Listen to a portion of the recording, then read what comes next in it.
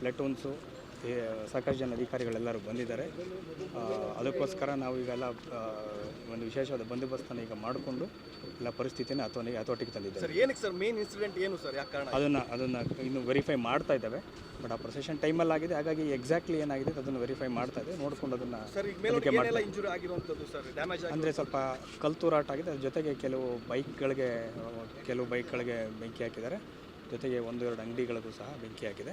ಆದರೂ ಸಹ ಈಗೆಲ್ಲ ನಮ್ಮ ಅಧಿಕಾರಿಗಳೆಲ್ಲ ಕಡೆ ಪೆಟ್ರೋಲಿಂಗ್ ಬಿಟ್ಟಿದ್ದೇವೆ. ಎಲ್ಲ ಗಲ್ಲಿಗಳಿಗೂ ಮತ್ತು ಎಲ್ಲ ರೋಡ್ಗಳಿಗೂ ಪೆಟ್ರೋಲಿಂಗ್ ನಮ್ಮ ಟೀಮ್ಸ್ ಮಾಡಿ ನಮ್ಮ KSRP ಪ್ಲೆಟೂನ್ಸು ಮತ್ತು ನಮ್ಮ ಅಧಿಕಾರಿಗಳು ಮತ್ತು ನಮ್ಮ ಸಿಬ್ಬಂದಿಗಳೆಲ್ಲರನ್ನು ಬಿಟ್ಟಿದ್ದೇವೆ.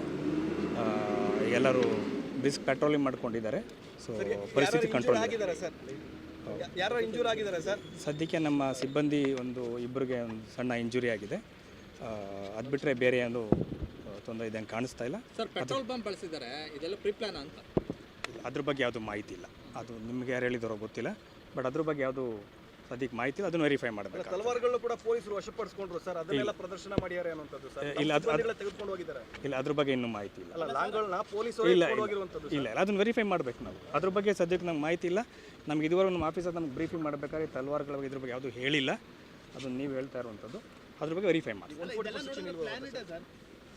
ಅದನ್ನು ಏನು ಹೇಳಲಿಕ್ಕಾಗೋದಿಲ್ಲ. ಬಟ್ ಈ ಟೈಮಲ್ಲಿ ಆಗಿದೆ. ಎಲ್ಲನೂ ನಾವು ತನಿಖೆ ಮಾಡಬೇಕಾಗಿ ಮೊದಲಿಗೆ ನಾವು ಈ ಸಿಚುವೇಶನ್ ಕಂಟ್ರೋಲ್ ಮಾಡೋದು ನಮ್ಮ ಪ್ರಯಾರಿಟಿ. ಆದಷ್ಟು ಒಂದು ಹತೋಟಿಗೆ ಬಂದಿದೆ.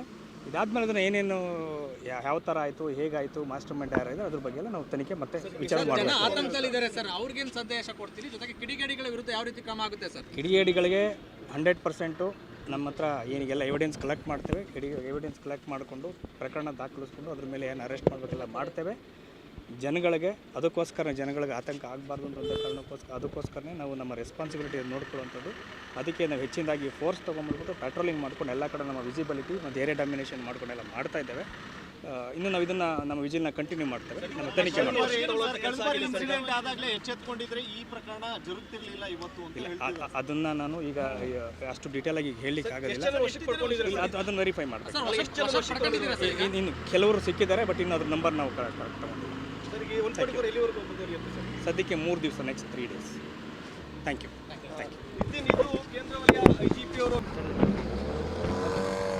ಸರ್, ನಾಗಮಂಗಲ ಪಟ್ಟಣದ ವ್ಯಾಪ್ತಿನಲ್ಲಿ ಇವತ್ತು ಸಂಜೆ ಗಣೇಶ ವಿಸರ್ಜನೆಗೆ ಹೋಗುವಂಥ ಸಂದರ್ಭದಲ್ಲಿ ಮಸೀದಿಯ ಮುಂಭಾಗದಲ್ಲಿ ಹೋದಂಥ ಸಂದರ್ಭದಲ್ಲಿ ಕಿಡಿಗೇಡಿಗಳು ದುಷ್ಕೃತ್ಯವನ್ನು ಎಸಗುವಂಥ ಉದ್ದೇಶವನ್ನು ಇಟ್ಕೊಂಡು ಕಲ್ಲನ್ನು ತೂರಾಟ ಮಾಡಿದ್ದಾರೆ ಅಂತ ನಮ್ಮ ಗಮನಕ್ಕೆ ಬಂದಿದೆ.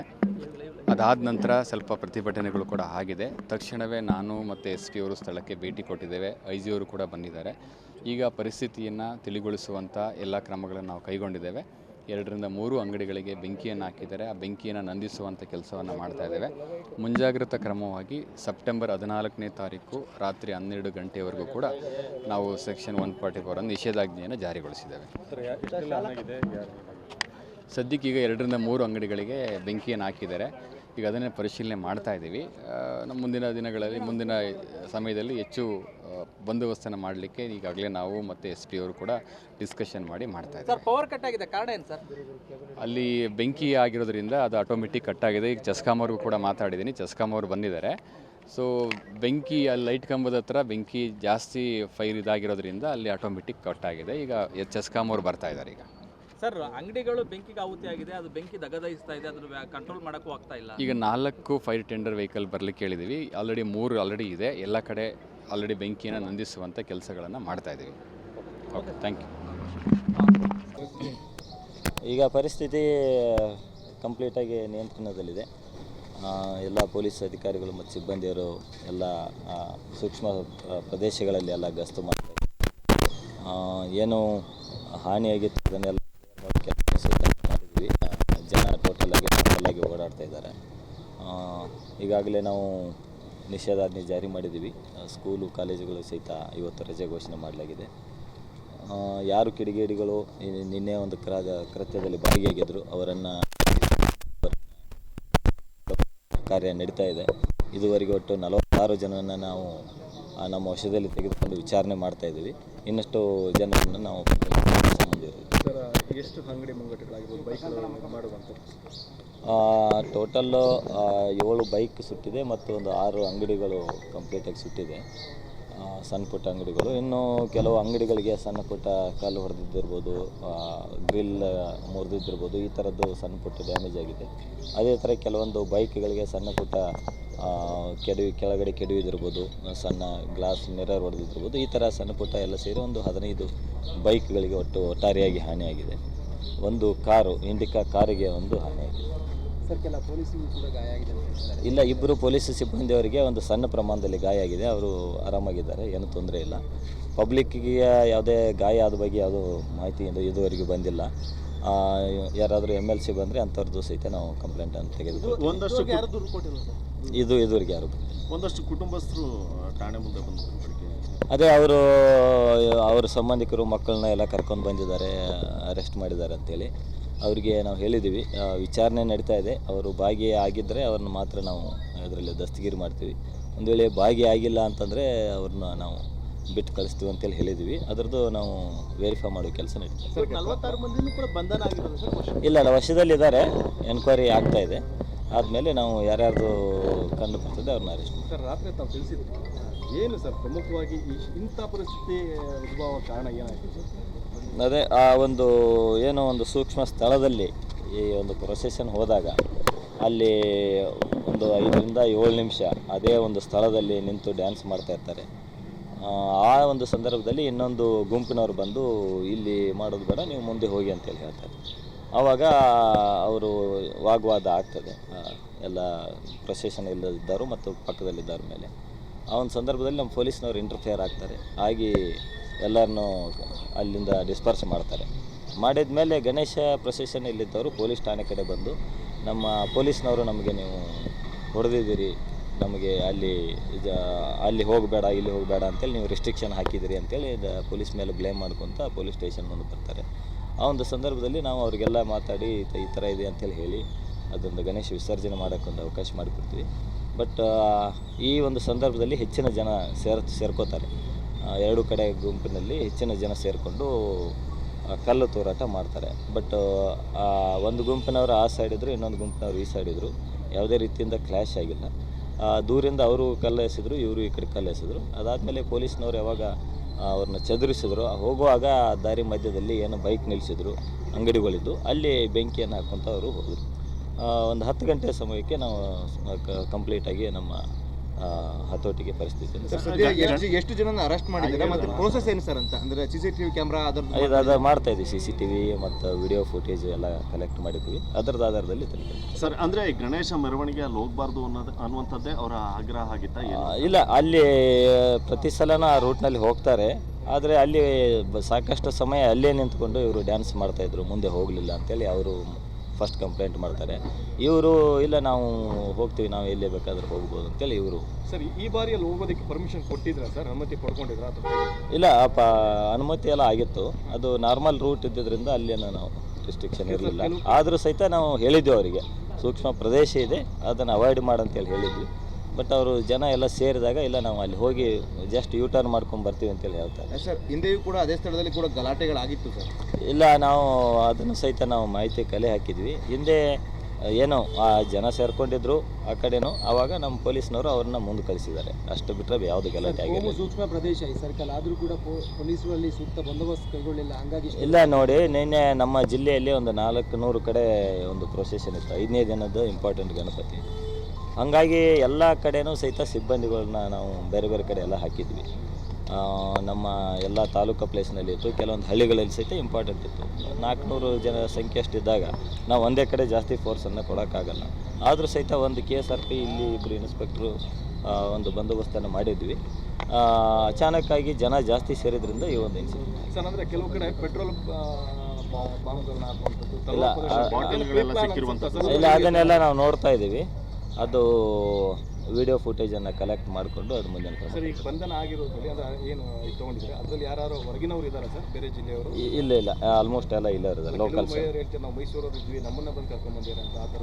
ಇಲ್ಲ, ಅದನ್ನು ನಾವು ವೆರಿಫೈ ಮಾಡ್ತಾ ಇದ್ದೀವಿ. ಅವ್ರದ್ದು ಏನೇನಿದೆ ಅವ್ರ ಹೆಸರು ಕೊಟ್ಟಿದ್ದಾರೆ, ಅದನ್ನೆಲ್ಲ ವೆರಿಫೈ ಬಂದಿದ್ರ ಮೇಲೆ ಏನಾದರೂ ರೌಡಿ ಶೀಟ್ರು ಮತ್ತು ಈ ಥರ ಕೇಸ್ಗಳಿದ್ದಾರೆ ಇತ್ತ ಹಿಂದೆ? ಮುಂದಿನ ಹಂತದಲ್ಲಿ ಅದೆಲ್ಲ ಆಗ್ತದೆ. ಅಲ್ಲ, ಹಿಂದೆ ಇತ್ತ ಅಂತೇಳಿ ಸರ್? ಇಲ್ಲ, ಅದು ಯಾವುದೂ ಇಲ್ಲ. ಕೆಲವೊಬ್ಬರ ಮೇಲೆ ಇರ್ಬೋದು, ಇನ್ನೂ ಅದನ್ನು ಚೆಕ್ ಮಾಡಬೇಕಾಗಿದೆ.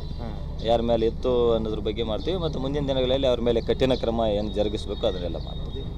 Thank you okay sir thank you. ಏನು ಇವಾಗ ಭಯ ಕಾಡ್ತಾ ಇದೆಯಾ ಅಂತ ಈ ಒಂದು ಘಟನೆ ಬಳಿಕ? ಭಯ ಆಗ್ತಿದೆ, ಇವಾಗ ಒಬ್ಬೊಬ್ರು ಓಡಾಡೋದಕ್ಕೂ ಭಯ ಆಗ್ತಿದೆ.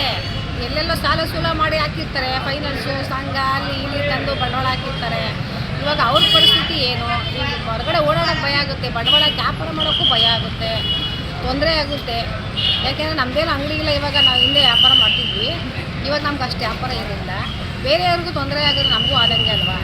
ಯಾರಿಗೂ ತೊಂದರೆ ಕೊಡಬಾರ್ದು, ಶಾಂತವಾಗಿದ್ದರೆ ಎಲ್ರಿಗೂ ತೊಂದರೆ ಇರಲ್ಲ. ಇವಾಗ ನೋಡಿ ಎಷ್ಟು ಭಯ ನಮಗೇನೆ ಹೊರಗಡೆ ಓಡಾಡೋದಕ್ಕೆ.